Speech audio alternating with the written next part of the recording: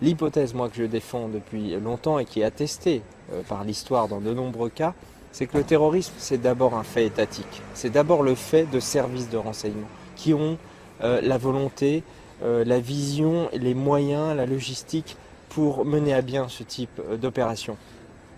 Mener à bien ces opérations en utilisant justement les illuminés, les idéologues, les fanatiques, qui existent bien sûr. C'est une sorte de moyens disponibles, moyens humains disponibles, et donc la création de cellules. On infiltre les milieux radicaux, qu'ils soient d'extrême droite, d'extrême gauche, islamistes, tout ce que vous voulez, ultra-religieux. On les infiltre, on détecte par des méthodes qui sont parfaitement rodées psychologiquement les profils susceptibles d'aller jusqu'au bout de l'acte.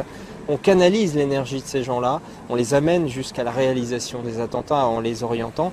Et puis ceux qui ont préalablement infiltré les cellules, qui appartenaient au service étatique, disparaissent dans la nature. Al-Qaïda, Tarpley disait, il a raison, la légion arabe de la CIA. C'est-à-dire que c'est là, typiquement, pour reprendre l'histoire de Gladio, c'est la cellule, c'est l'infiltration dans les milieux islamistes canalisée au profit des intérêts américains. Et Al-Qaïda, c'est la liste des types qui travaillaient pour les services américains dans ce cadre-là, et en particulier au moment de la guerre d'Afghanistan. Et puis ensuite, ça a continué.